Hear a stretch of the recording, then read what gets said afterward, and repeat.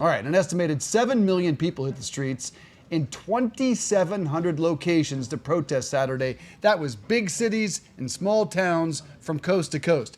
That, of course, according to the organizers of the No Kings demonstration aimed at the Trump administration policies, with millions choosing calm, unified, and even joyous in some cases gatherings over conflict. It raises an interesting question. What motivates people psychologically to join peaceful protest movements of this scale? Yeah, it was big. So here to help us understand the mindset, if you will, behind the marches and the demonstrations, our Connecting America contributor and clinical psychologist, Dr. Jeffrey Gardere, is with us this morning. Good morning, Dr. Jeff. Good So, morning.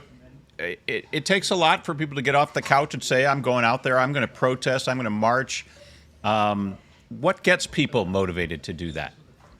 Well, I think sociologically, this is a way for people to connect with one another, no pun intended. It gives them a sense of purpose. It gives them a sense of community, Jim. And if nothing else, it's a powerful and a very peaceful way to show their strength in numbers, to give a very clear message as to what it is that they would like to say as to what they are protesting against. Psychologically, it's just a healthy catharsis. It's a way to be able to express your thoughts and your emotions in a constructive way.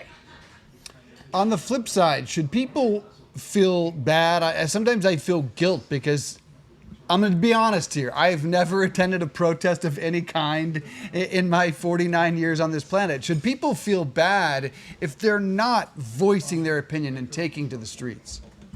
Um, Certainly, I think they may not feel as good as the people who are empowered to get out there and do the work. I think there's some guilt that people have where they turn on the television set and they see all of the people out there who are peacefully protesting, who have the same views that they have, but yet here they are, perhaps sitting in their kitchen, right? Instead of being out there with everyone else. So I wouldn't want to paint them as being less than, but certainly I think we should be inspired to get out there to do more peaceful protesting. It's part of the American way.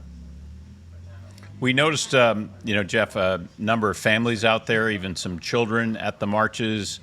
Any impact or benefit for families doing this kind of thing together? Yeah, well, certainly if it's a peaceful protest, then it's certainly a much safer situation for everyone. But with the family doing this, it's part of family bonding, of course. It's part of a learning experience for our kids where they learn that they can be empowered and don't have to be victims, perhaps, to a system that they don't agree with. And it teaches them valuable lessons about hope and as well as the purpose of community involvement and taking a stand as part of our democracy. One of the critiques among organizers and those on the left, Doc, was that Gen Z really didn't turn out. Is there apathy among younger Americans in the country right now?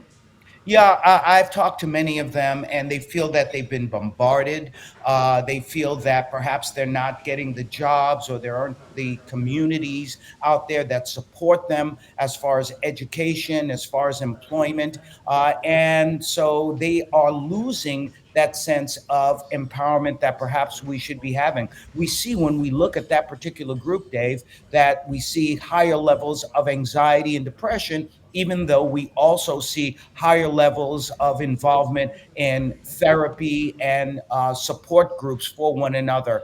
But I think it's a very clear message that we all need to come together through the different generations to express what it is that we feel needs to be said as to what's happening right now in this very precarious political time. We heard President Trump's reaction to these marches. He said the crowd sizes were not large, and he belittled those who took part as not representative of America. But Dr. Jeff, what does it take for as many as the estimate of 7 million people to get out there and say, I don't like what's going on? What does that say when you look at the size of these marches about the mood in this country? Yeah, I think a lot of people really wanted this No Kings protest to be peaceful because of a lot of the messages that were coming from a certain political party or the political system itself. And they had to legitimize it. And they did that by giving a very clear and concise message as to how they felt. It gave them a sense of moral control.